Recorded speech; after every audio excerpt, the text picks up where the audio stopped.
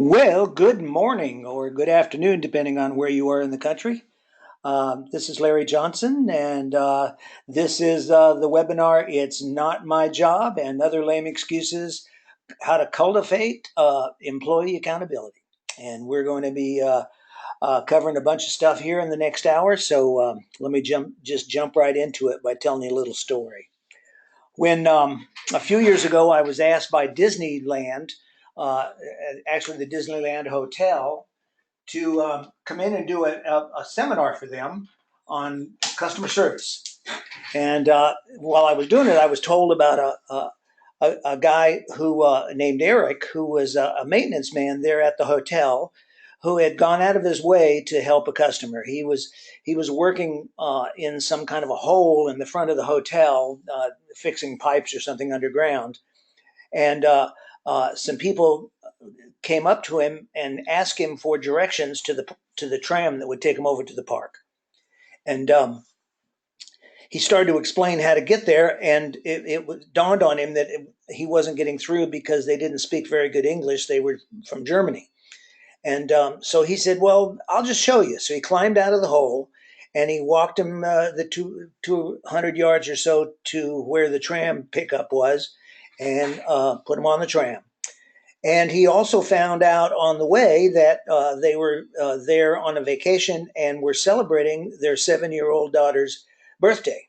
And so when he got back to his job, he before he got back down in the hole, he went into the hotel and told the concierge about this family, and he'd gotten their name.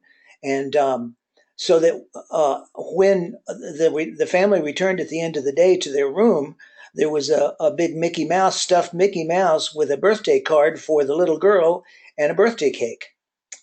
Now, can you imagine the impact that had on this German family, having gone to America and go to Disneyland and have this wonderful experience that would have never happened if Eric hadn't taken the time to go out of his way, climb out of the hole, and go show him where the tram was, and then go the extra mile. Now, I love to tell that story when I teach customer service seminars, but it's also has great application to this particular topic of people being accountable and taking responsibility for doing their jobs. And boy, wouldn't we all just love to have an Eric working for us that would just see that something needs to be done and then jump on it and do it. Now, and I would guess that you probably have some of those kind of folks working for you. Hopefully, you got some Erics working for you. On the other hand, my guess is you didn't sign up for this course because you've got too many Erics.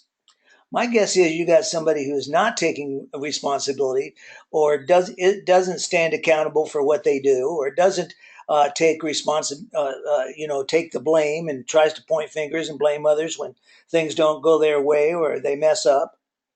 And so I'd like you to bring that person to mind, or somebody who fits that category. And I'd like you to complete this sentence, if I can get the slide to shift there. I would be more effective working with blank if. And I'm going to give you about 60 seconds worth of silence to just think about how you would complete that sentence.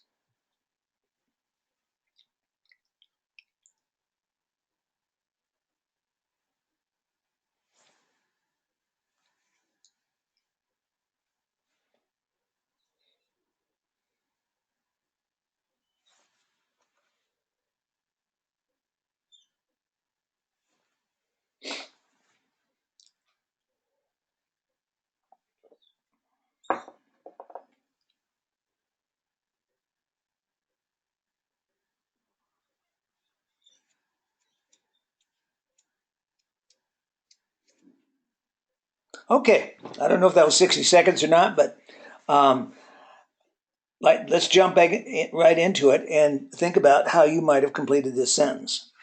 And I would offer that if the first word you used after the word if was the pronoun he or she or they, that you might want to think about how you might want to change that. In other words, if you'd answered it, I would be more effective working with John if he would just do his job and take responsibility when things go wrong. I'd be more effective working with Jane if she would notice what needs to be done and then do it without me having to tell her. I'd be more effective working with Tom if he'd just do his job. Or I'd be more effective working with Bob if he'd just die. Well, you know, the chances any of that are going to happen are probably pretty slim and none. And either way, or any of those ways, it's kind of out of your control. And so you have to think about, what do you have control over?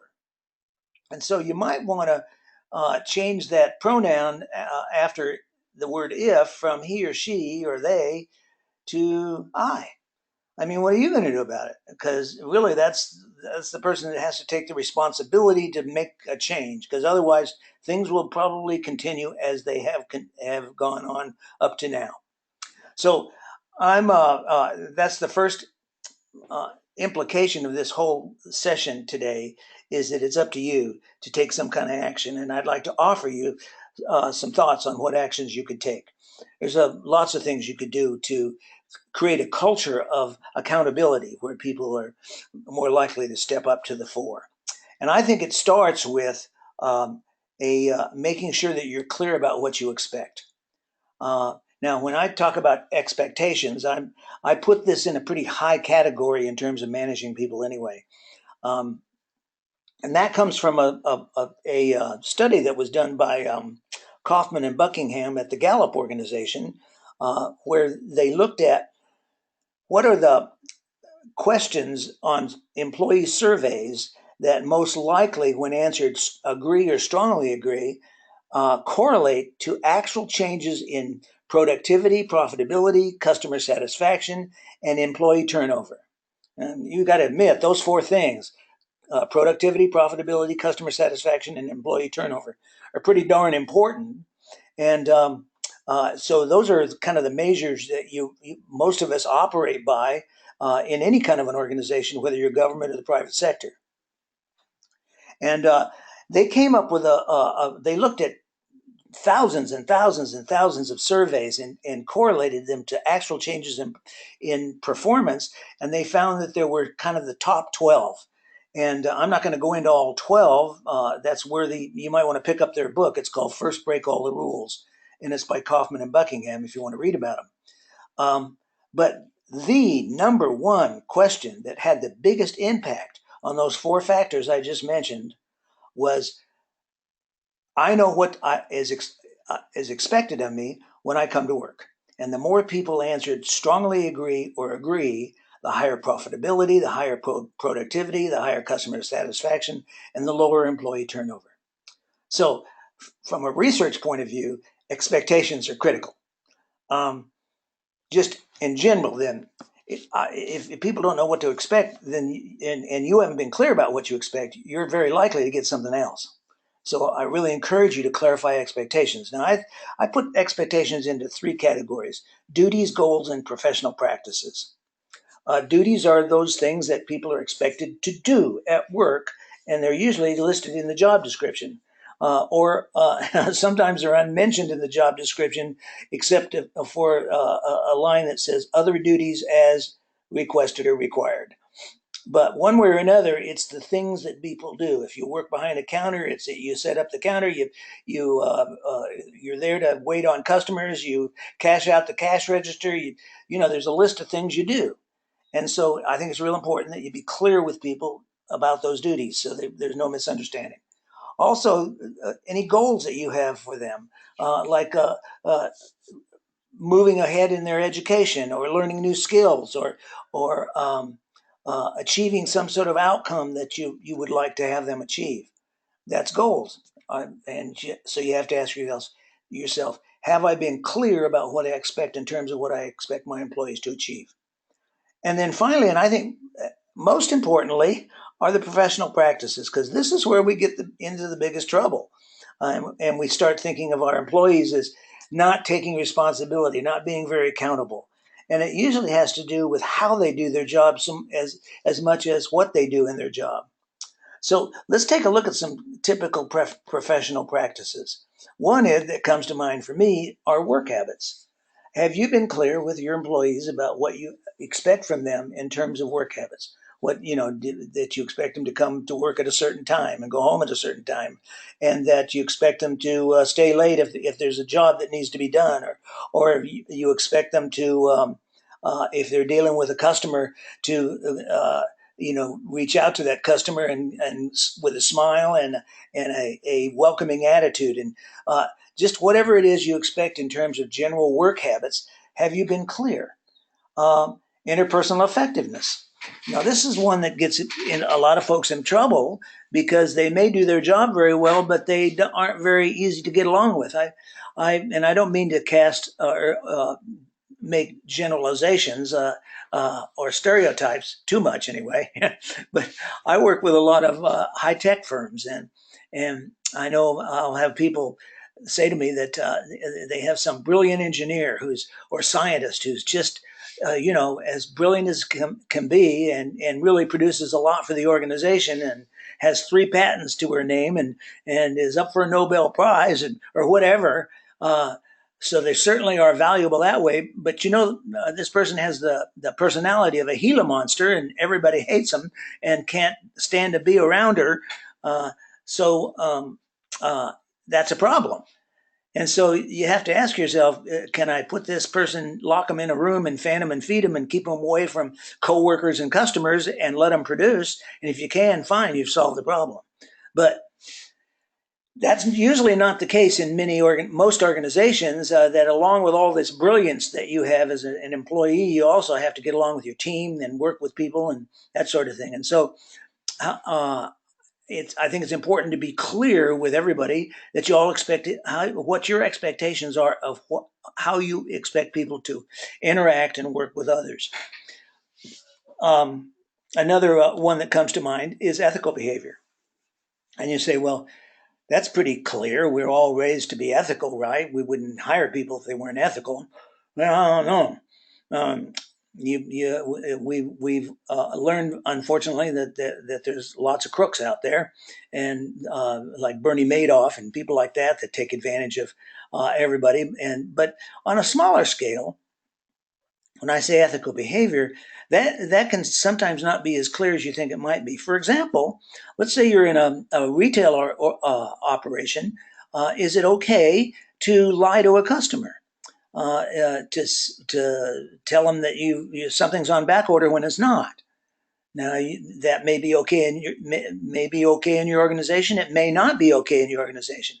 But have you clarified what the ethical standards are, so that, for example, in lots of organizations that have great reputations for great customer service, like Nordstrom department stores, there's an ethical expectation that you do whatever it takes to make it right for the customer.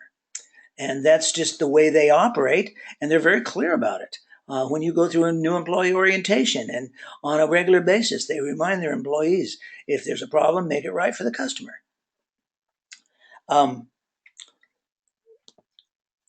There was an interesting study by David Maxwell and Joseph Krennig called the Beanbag Study. And in that study, they took 15-year-old teenagers and a group of them and put them in a room and set up one of those beanbag games where they have a board with different size holes, and you stand a distance away from it and toss beanbags into the holes. And each hole is worth a certain number of points. And then they told the teenagers, you run the game and keep your own scores, and then whatever scores you get, come outside the room and report them to us, and we will pay you $1 for every point you made. And so then they let the teenagers run the game. The teenagers thought they were not being observed, but they were surreptitiously being observed by video camera. And so after the game was over and all the teenagers came out and claimed their prize, Maxwell and Grinny knew which ones were lying.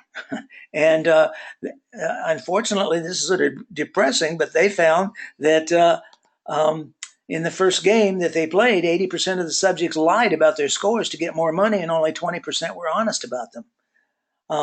So then they went back and did the study again with new groups of teenagers, and did everything exactly the same, except they also had the teenagers sign an agreement that they would be honest, and they gave them a little lecture on the importance of honesty.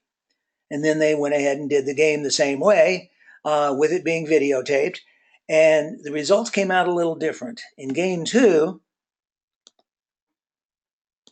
20% of the subjects lied and 80% were honest. Now, you may be asking yourself, what does that have to do with anything? Well, if we're expecting people to behave in an ethical manner, I think it's important to occasionally to remind them of how important our ethics are, how important our standards are. To maybe have them sign some kind of an agreement once a year that sort of reviews the ethical standards of the organization. It just doesn't hurt to have people reminded, because otherwise they kind of operate on their own and without any sort of guidelines to be that are fresh in their heads. And I think that Grenny and Maxwell's study kind of showed that. Some other things to consider in terms of expectations, positive approaches. And I use this phrase in terms of good attitude, because good attitude is sort of vague. You really don't know what a person's attitude is. What you know are the behaviors they exhibit that show the attitude. And so if you want people to behave in a positive way, whether it be with customers or with each other, or when they take on a job assignment, if you want them to be positive, then I think it's important to tell them that you expect people to be as positive as possible. A willingness to grow, so that when you give people extra assignments, it's all part of this expectation that you've been clear about, that they take on new things to learn new things, as well as a willingness to take initiative. And sometimes we don't think about things that maybe other people do just because you've been raised differently or you have a different value set. For example, I have an assistant who is very good at her job, and I really enjoy working with her. She's a young person. She's just turned 30, so I'd call her a millennial. And when I first hired her several years ago, I thought she had pretty good work habits, and and she seemed to understand the job and was willing to learn. But I did notice that there were things that she just wouldn't see that needed to be done. For example, there was some trash sort of sitting in the corner of her office, and I noticed that trash was sort of growing. And we're just a two-person office here, and so because everybody else is spread out all over the United States in my company, and so it got to be kind of a nuisance. I'd have to walk around this trash, and I'm talking about things like cardboard boxes and office kinds of stuff, and I started wondering when she was going to do something about this trash in her office. And she never did. And finally I said to her, are you going to do anything about this mess? And she said, well, I hadn't thought about it. Should I? I said, yeah, it's starting to flow out into the hallway here. And it was just that it hadn't occurred to her that that's what she needed to do. And I can give you another example with her. And by the way, she's grown into a wonderful employee, but my staff and I were on the road most of the time. Very rarely are we in the office. Like I'm in my office today, but most of the time I'm out doing a seminar or speech somewhere, and so is my partner. And any emails that come into the office, my assistant, her name is Heather, then would forward them to us. Well, I got a call one day from a client who said, Larry, aren't you going to send us a proposal for this training that we're looking to have done? And I said, I didn't know you were looking for something. He says, I sent you an email a couple of weeks ago, and I haven't heard back from you. And it turned out it got sent into our office in the general email account, and Heather hadn't forwarded it. So I talked to Heather. I said, what happened here? Well, it turns out that when that request came in, the computer was down, and Heather, to her credit, went out of her way to get the computer fixed. That's showing some initiative and taking some responsibility. But it didn't occur to her that for a day, all the emails that came in were not accounted for. We lost them somehow in the mess, and so Heather and I had to have a talk about, listen, when things happen, you need to sort of take the initiative to see if there was what else could have gone wrong, and because otherwise we could lose business, and it's just not good. And she took that lesson and ran with it, and there hasn't been a problem like that since. But it's this willingness to take initiative. We expect people to do it, but have we been clear about our expectation that they do it with them? Um, Additionally, a willingness to take responsibility and a return on investment. And a return on investment is a term that usually applies to business, that when you invest in something, you want a return on your investment. Well, the same goes for employees. You have employees working for you, you expect a return on investment, even if you're in government, where you're not trying to make a profit.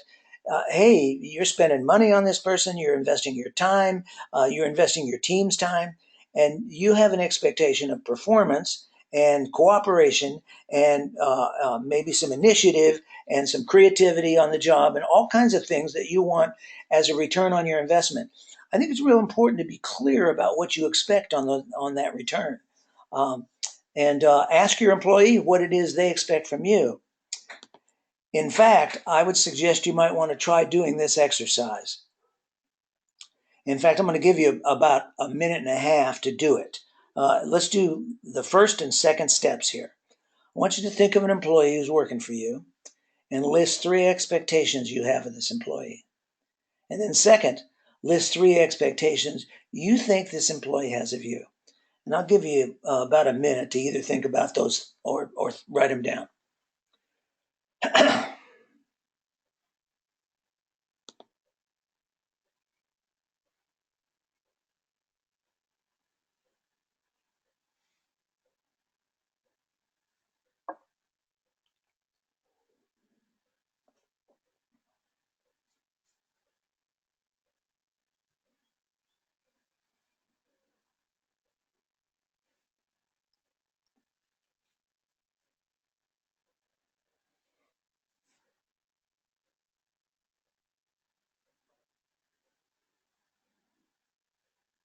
Okay.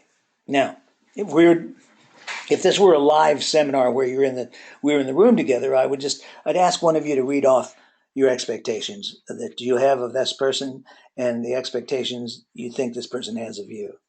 And my question to you would be this: if I went to this person tomorrow and asked that person to list 3 expectations she has of you and 3 expectations she thinks you have of her, and you do all this separately, then we sit down and compare the lists. Would the lists match? And if you don't think there would be an exact match, then that's a good excuse to have a conversation about this very thing. What do we expect from each other? In fact, you might want to do this exercise with each one of your employees, to have them list expectations they have of you and think you have of them, and you do likewise, and then sit down and compare the answers. Um, it can, if nothing else, it can be a conversation starter, and it may be a way to clarify definitions. For example, maybe one of the expectations the employee has of you is that you support her. Well, yeah, and that's a common one I see whenever I do this exercise. I expect my employees to support me, or I expect my boss to support me. Well, that's great, but do you define support the same way? Maybe you define support as I support you if you're right, or support me whether I'm right or wrong. And I'm thinking I'll only support you if you're right. If you're wrong, you're on your own. So um, it's just a good way to get this clarify these expectations. Um, Now, some other ways that you can create a culture of accountability and responsibility is, number one, reinforce what you want and stop reinforcing what you don't want. If you want people to behave in an accountable, responsible manner.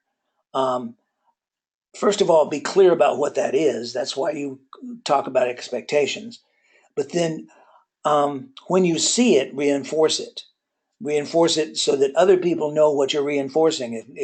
If uh, for example, that employee at Disneyland, Eric, um, he was given a kind of a little plaque and a thank you award for going out of his way to do that little task that with the German family. That's reinforcing what you want. You want to make sure that not only does he get reinforced, but everybody else knows that that's what gets reinforced around here is behavior like that. And I think it's important to do that on a regular basis so people get the message. It's sort of like the ethics thing and being being sure that people understand what the ethics are and kind of reminding them from time to time.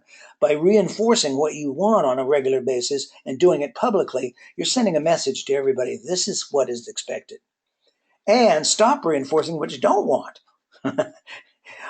I I'm a dog person right now. Got a couple of dogs, my family and I do, and but we've had dogs all our lives. And I remember once had a dog named Jimmy, and Jimmy was this cute little border collie who was black, and he was just as sprite and fun to be with, and always smiling. It seemed like he was smiling if a dog smiles, and I just loved that dog. Now I loved him so much that I loved to give him treats. And I didn't want to get him real fat and overweight, but I loved to give him treats, and he loved those treats. And after a while, I noticed that he would come to me every evening and bark for a treat. He'd go, Rap! And I'd say, "Oh, it's time for your treat." So I'd give him a treat. Well, then one evening he came back about an hour later and went, Rap! And I said, "Oh, you want another treat?" He went, Rap! And I said, "Well, okay." And so I gave him another treat. Well, about an hour later, he came back and went, Rap! And I gave him another treat. And this went on for about a week, and I was giving him 7, 8 treats a night. And I thought, this is not good. He's getting too many treats, and I'm getting tired of getting up and going and having to get him some. And so when he came back for the second treat that night, I said no. And he looked at me and walked away, and then he came back and he barked again. He went, Rap! and and I said no, and then he went, and he just kept that up, and it was really obnoxious. And finally, I said, "Okay, here, shut up. I'll give you one. Just shut up." Now, who's training whom here? And what are the chances he's going to keep coming back for more if I keep reinforcing him? Well, we inadvertently do that when we see people who behave in a way that's not acceptable. Either they don't take responsibility, they're not accountable, or they're blaming others for things that go wrong, and we let it slide. That's an inadvertent way of reinforcing what we don't want. For example, if you have somebody who comes to work late and you talk to them about it, and they still and for a while they're better, and then they start slipping, and you don't say anything about it, you are inadvertently reinforcing what you don't want. So step one here in establishing a culture of accountability is to reinforce what you want and stop reinforcing what you don't want. Number two is to hold regular progress meetings to just update what's going on. And I think it's good to touch base, but it also for those in work environments where are tasks to be done, and you notice that there's people are not taking the kind of accountability and responsibility to get their tasks done as assigned. And one way to kind of monitor that as well as to correct it is to have public accountability to hold people publicly accountable. And I'm not saying chew them out, but hold them publicly accountable with a staff update meeting. Um, I remember when I was in graduate school, I took a class one time, and it was one of the toughest classes I've ever taken. It was rough, uh, and the first day of class, the professor passed out a 3 by 5 cards to everybody and had us fill out our name and some information about ourselves, and then passed them in. And at the end of class, he made the reading assignment. And I was working full time at the time and taking this class on Tuesday and Thursday nights. So on Thursday night, when I came to class, I hadn't done my reading assignment yet, but I figured it was no big deal, you know. So at the beginning of class, the first thing he did was take out that stack of cards. And he pulled the first card out and he said, Larry Johnson? And I held up my hand and he said, Mr. Johnson, would you please explain to us how author so and so handled the problem that he described in the article? And I went, uh. Now, he didn't chew me out. He just made a little mark on the card and then he moved on to the next topic. I want to tell you right now, I never came to class unprepared again. I didn't care if I had to stay up all night the night before to get it done. I got it done because I was not going to have that happen again.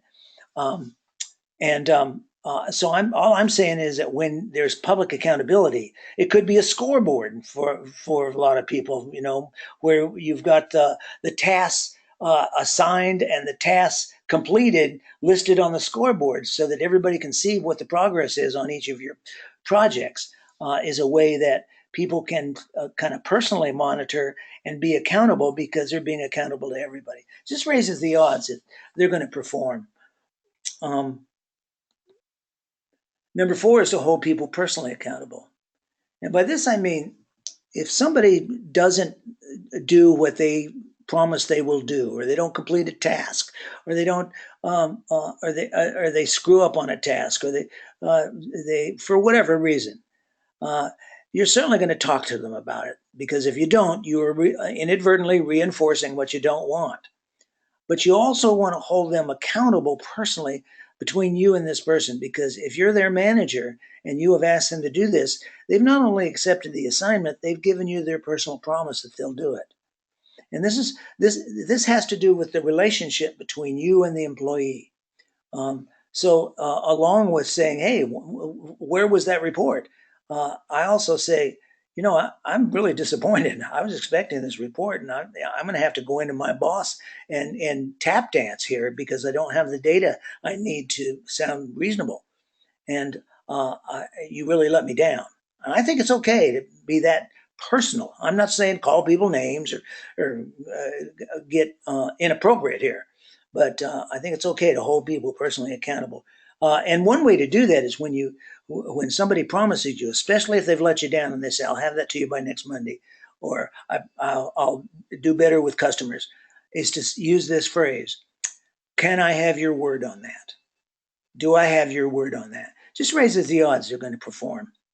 Um, Now, you might notice that when you give people assignments and they flake out on them, that they come up with all kinds of excuses. And I like to use this little model as a way to deal with the poor me syndrome that I couldn't get it done for whatever reason. The computer broke down. I couldn't access the data. So and so didn't get back to me. So and so on my team is flaking out. Whatever the excuse is. And I like to share this with all my employees. It's called the PAL model, um, and the P in this model stands for um, proactivity. Now, these are your 3 healthy choices in dealing with the poor me syndrome. Proactivity is the first. If I'm unhappy with, for example, that I can't achieve something, or I can't get something done, or I can't do the job my boss has asked me to do, or I'm unhappy with my boss has asked me to do this, or I'm not happy with anything, your first healthy option in life is proactivity. Do something about it. Fix it, uh, reverse it, change it, take action. Just don't whine about it. Now, that sometimes works, sometimes it doesn't. So, your second healthy option is acceptance. To just accept and say, now I mean truly accept. Uh, let's say, for example, you're unhappy with the assignment you've gotten or the shift you have to work. And So your second healthy option is acceptance. If you can't get that shift changed, your second healthy option is acceptance. Say, well, okay, I don't like it, but I guess I'll do it. You know, in life, we have to accept things that we may not like. That's just part of being alive. For example, in my job, I travel, as I mentioned, all the time. I'm on the road constantly. Uh, and I've been doing that for 30 years. And I got to tell you, when I first started it, it was fun to travel. But in 30 years, it's lost its charm. And so I don't particularly enjoy traveling, but I do it. And I do it gladly because that's how I do my job. And I don't whine about it. If I have to go get on an airplane, I just get on. And if I have to have, have delays in the flight, I don't whine about that. Um, and I just accept it because, hey, that's what's happening. That's what I've chosen to do is for a living, and I don't whine about it. Um, uh, I don't know. In life, we have to accept it. Is uh, uh, maybe you married someone with the intention of changing them rather than accepting them. Makes for an interesting first marriage, doesn't it? Now, if you can't accept what's going on and you there's nothing you can do about it to change it, or you don't have the energy or the time or the inclination to do something about it and be proactive, there's only one other healthy option you have in life, and that is to leave. That's all you've got. You can be proactive, you can accept, or you can leave. Have you ever worked with somebody who didn't like what was going on, wouldn't accept it, wouldn't do anything about it, and wouldn't leave? And what are those people like? Whiners, moaners, groaners. These are people light up the room when they leave it. Now, I share this little model with you because this has application not only for ourselves, and I know that I use this model all the time when I'm facing something I don't like. I say, okay, what can I do to fix it, which I usually can, or do I have to accept it? Because the third option is leave. And uh, but it also has application for uh, somebody who's not behaving in an accountable way, and you start holding them accountable. They're going to start coming up with excuses and poor me and this I couldn't get this done and so and this happened and you can say, well, you have three healthy options, and you might want to share this in a team meeting, this little model, and have a discussion about it. That these are the only three healthy things you have. Everything else is unhealthy and falls into the category of Valium and Jack Daniels and whine-a-thons. So I share this with you in terms of dealing with people who whine. No whining allowed. So another thing you can do to create a culture of accountability and responsibility is to watch out for jumping monkeys. Now, I take this term from Managing Management Time by William Oinkin. That's another book I would recommend. You can get it on Amazon or wherever. And by the way, these books I recommend, I don't get anything for them, for plugging them. Um, and what Oinkin does in this book is he talks about the fact that all of us in the work environment have monkeys on our backs. And that's all the responsibilities that we are individually responsible for. And we're responsible for carrying and feeding of these monkeys on our backs. Unfortunately, sometimes monkeys jump from one back to another. And if you're managing an employee who is not being accountable and responsible for whatever reason, and it's tempting to let that monkey jump to your back. This is particularly true if um, if you're new to your new position, new to the position of being a manager, and you were very good at what you did before, and so now let's say you're in the field of acquisitions or something, and you um, and one of your employees comes to you and says, I'm struggling getting the information I need for this report, this plan we have for acquiring this property, and I can't get the information from accounting or wherever. Now, when you were doing this job, you were really good at that. What is your temptation? You say, "Well, I'll go ahead and call them and see if I can get that information for you." And at that very moment, the monkey has jumped from that person's back to yours. And you need to be sure that you don't let that happen. Your job is not to do the job for the person. Your job is to make sure that the person does it and does it well. And that means maybe helping him or giving him coaching or direction or suggestions, but never let that monkey jump to your back if you can at all prevent it. Number 6 is look at the gap between what you're getting and what you're not getting, and be able to describe that gap accurately. For example, let's say you've got an employee maybe the person that you were thinking of when you signed up for this course, who's who's uh, leaves the job without wrapping things up at the end of the day, and then you get the next shift, or the next people who come on have to clean up his mess. So you say, well, that's not, your temptation is to say to the guy, hey, don't be irresponsible, clean up after yourself.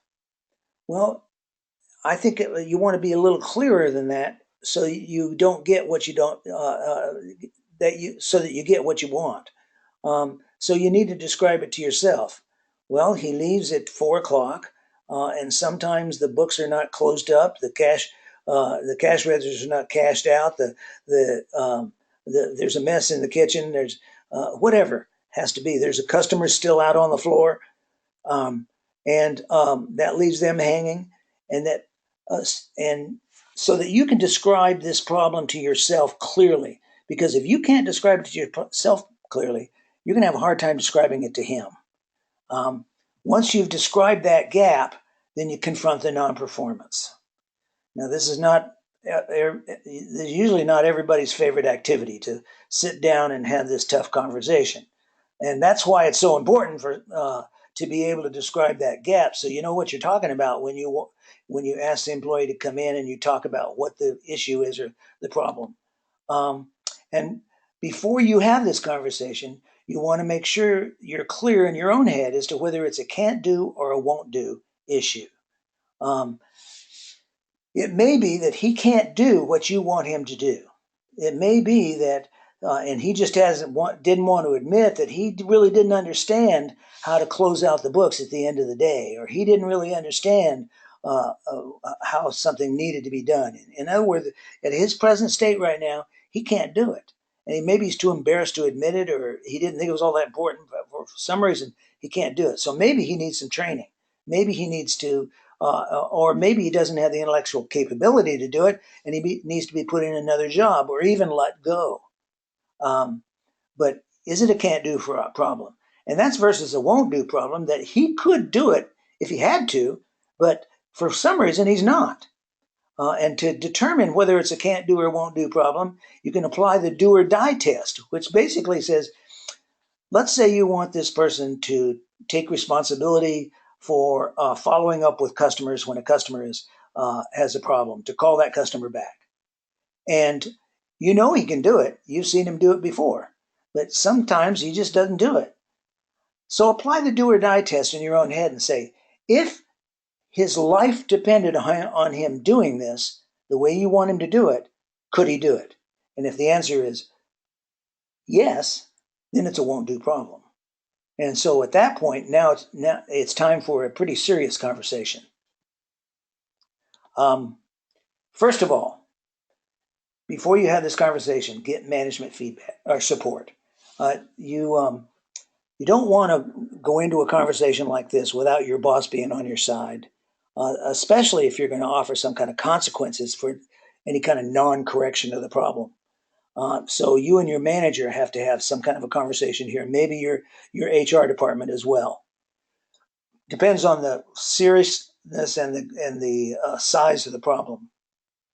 When you sit down with a person, don't mince words.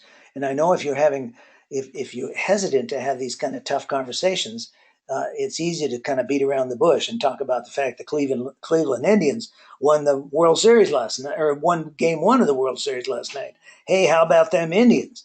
And those poor Cubbies. And, we can just, and kind of beat around the bush before you get to the point that you're trying to describe. Just get to the point. Use a firm but fair tone and use I language. Now, what I mean by I language is that you want to minimize his or her defensiveness as much as possible. So try to avoid you statements that describe something negative, and use I statements instead. Rather than saying you made several mistakes on the report you handed in, and it looks like you didn't proofread it, and so it's unacceptable. By phrasing it that way, you have basically attacked the person, you, rather than attacking the problem. Better to say, I found this report unacceptable. I found 10 mistakes, and I'm concerned because it looks like it wasn't proved. Now that just rephrases it in a way that is not so likely to get a defensive reaction. Um, just put it in I language. Also focus on the present and the future, and try to stay away from the past.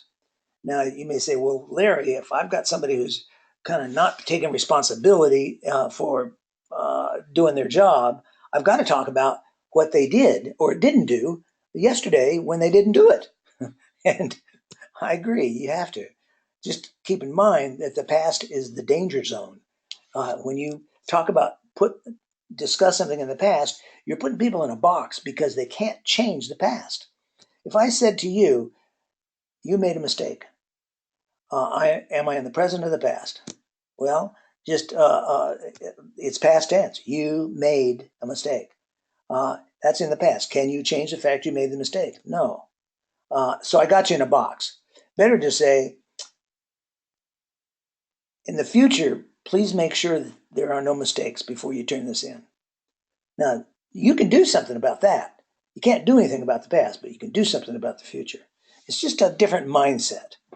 Um, Keep an open mind because he or she may have suggestions or ideas that you hadn't thought about.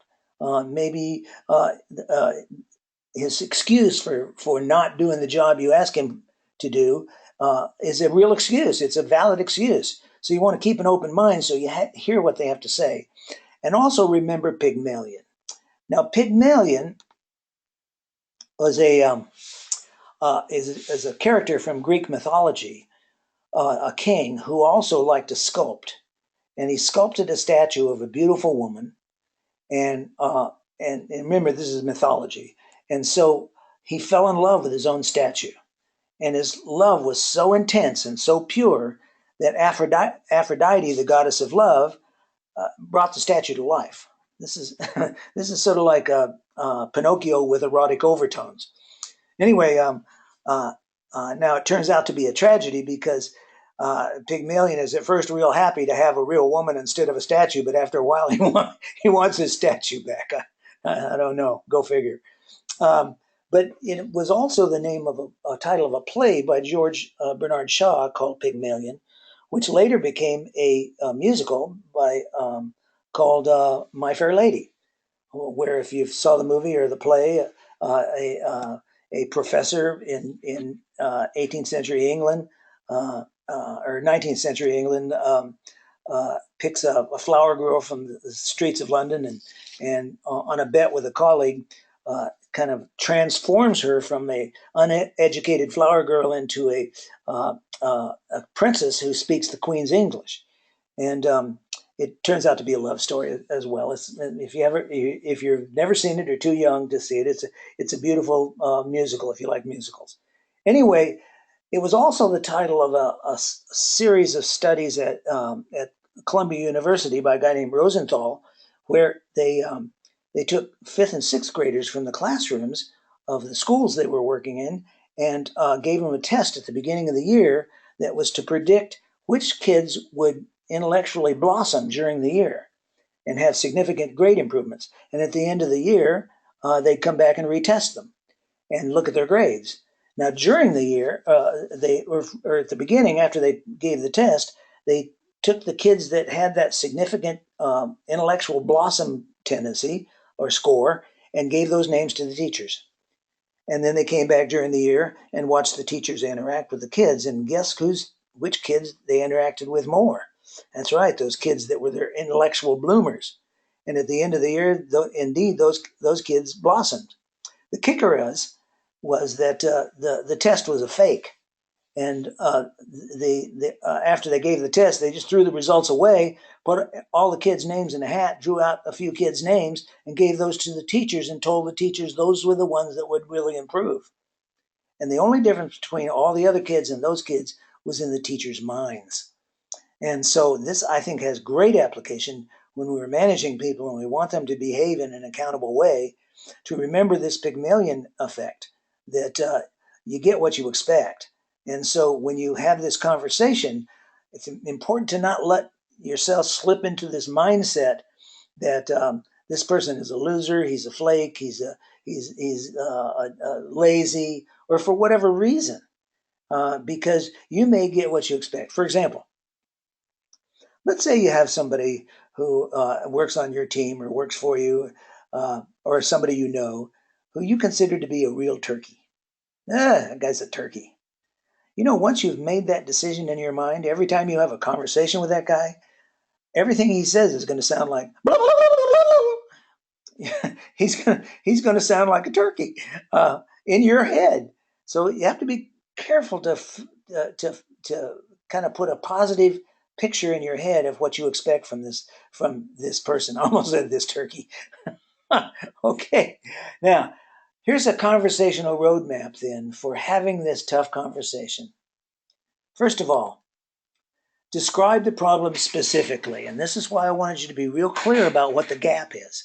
Because if you just say, well, I haven't been real happy with your performance lately. You haven't been taking enough initiative. Well, that doesn't, that's, they're going to wonder what you're talking about. And so it probably behooves you to be clear about what it is you want them to do. Again, we get back to expectations. So instead of saying you haven't been taking initiative, I'm concerned. For example, yesterday there was a customer who was out on the floor and was there for 15 minutes, and everybody else, all the other people were busy with customers, and I just was concerned that you didn't get out there and talk to him. Well, I didn't see him. Well, I am concerned that you're not out there looking to see him, and that so that you talk to customers and they don't get overlooked. So now you've described this problem specifically. Explain your concern. And I'm concerned here because, number one, when a customer is ignored, he or she then doesn't buy and we don't make as much money. But more so, he acquires a negative attitude, opinion of us that he will spread to other people. And so I'm really concerned that this problem get resolved. Then listen and acknowledge his or her point of view. And this one is important because you want this employee to be open to your suggestions. And one way to get somebody open to your suggestions is to hear what they have to say and truly hear it. I call this earning yourself a hearing. And what that means is that if you take the time to hear what somebody has to say and you acknowledge it and you don't argue with it, at least not in the beginning, you may say, well, for example, in this example I just gave you, that customer left without being waited on, and I'm concerned because we lose customers that way and we get a bad reputation. And then the employee says, well, I was tied up with this paperwork that was behind the desk and that I had to get done, and you told me you needed that done by the end of the day, and so I overlooked it. Now it's tempting right there to butt in and argue, yeah, but customers are more important. And I think you're going to need to do that at some point. But first, hear them out and say, well, gee, yeah, you're right. That does consume a lot of your time and attention. And I know I did put some pressure on you. But I'm wondering how we can get that done and also not miss out on customers or overlook customers that are not being attended to. So you've acknowledged what he has to say and also presented your issue. Then ask for and agree on a solution. How can we make sure that this doesn't happen in the future? My guess is 9 times out of 10, the employee is going to come up with some kind of a solution. Now, if it doesn't work for you, you can say, well, that doesn't work for me. How about this? But one way or another, you go back and forth until you come up with an agreement, a solution. Then describe the consequences of continued non-performance. Now, I wouldn't do this every time. when you have conversations, because this is really a threat, and you don't want to be threatening people all the time. For in every conversation you have with them, where something needs to be corrected. But if it's real serious, yes. First time, if he's smoking in the room where you keep all the flammables, yeah, that's a serious issue, and you better let him know that if it happens again, he's out the door. But I wouldn't describe consequences on the first conversation of most problems. I just be clear about what I expect, that we agree on a solution, and then express your confidence in the employee. And now, by the way, if I have to go back and have another conversation, then I'm going to describe consequences, whether they're being written up or letting them go or whatever it happens to be. And you work that out with your manager and your HR department. Express confidence in the employee. This is where you are clear about the Pygmalion effect and say, look, I know you can get this done. I have every confidence in the world. And then finally, follow up. And this is so you don't reinforce what you don't want. If you come to an agreement with an employee that from now on, customers are the first thing to tend to, regardless of the paperwork that has to be done, and he or she says, okay, I go along with that, and then you see this happen again, you can't let it slide. You've got to follow up and say something about it, and go through this process again, maybe describing consequences, and follow up if he's doing a better job, and so that you can say, hey, I really appreciate you taking care of that. Nice job, because then you're reinforcing what you want. So we have, I think we are about at the end of where of this program. We got about 4 minutes left, although I'll stick around as long as need be. And at this point, I'd like to take some questions. We can do this on auditorially by if you just that down there on your lower right hand screen, you got a little hand, and if you raise your hand, I'll unmute your microphone and let's chat. Let me know who's got a question. Raise your hand, and I will be glad to unmute your mic and call on you.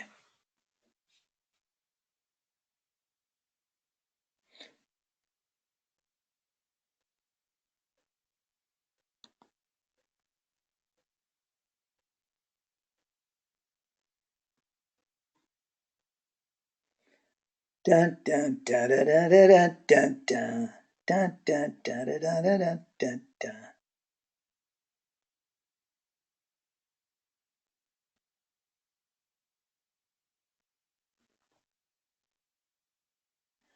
Well, I don't see any hands coming up. Let me do a quick review, and then then we can proceed from there. And what I'll do is just go back.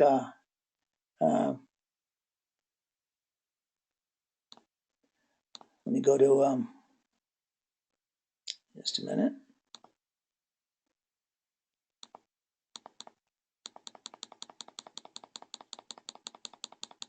Just whip back through these slides and take a quick review to make sure we've covered everything. First of all, first slide, take action. I love this quote from M. Scott Peck from The Road Less Traveled. We cannot solve life's problems except by solving them. So if you got somebody who's behaving in an oh, I see a hand go up. Jimmy, hang on a minute here, Jimmy. Now unmute you. There we go. Can you hear me, Jimmy? Yeah, I just was wondering, there's a manager that I had that missed out. Is there a way that we can get a copy? I didn't get an email of your slides. I didn't know if there's a way we can get a copy of your presentation or your slides that you had. Yes. And in fact, I can do that. You didn't get it, huh? No, I didn't get it. Oh, well, I apologize for that, and I will send that out to you. Let me make a note to myself here. Okay.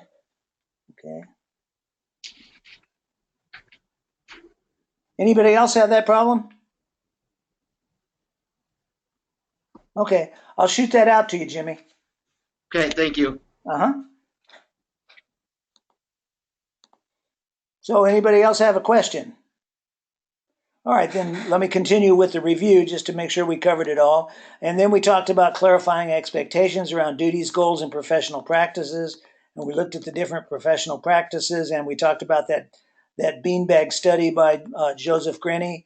Talked about positive approaches, willingness to grow, willingness to take initiative and responsibility. And the important thing here is that you clarify expectations around all those issues. And then some things you can do to create a culture: reinforce what you don't want and stop reinforcing what you don't want, hold regular progress meetings and hold people publicly accountable, as well as personally accountable. We talked about the three healthy choices for the poor me syndrome: proactivity, acceptance, and leaving. Um, Watch out for jumping monkeys. Be sure before you have a conversation with somebody about a lack of performance, describe the gap in your own that you see so that you can clarify it for yourself before you have this conversation. Uh, then confront non-performance and analyze the problem in terms of can't do versus won't do by applying the do or die test.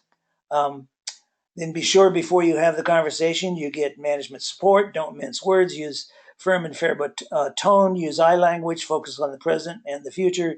Keep an open mind. Remember Pygmalion, and then have that conversation by describing problems specifically, explaining your concern, listening and acknowledging his or her views so you earn yourself a hearing. Ask for and agree for a solution. Describe consequences of continued non-performance. Express confidence and follow up. Um, and that's it in a nutshell. One more chance. Anybody have a question?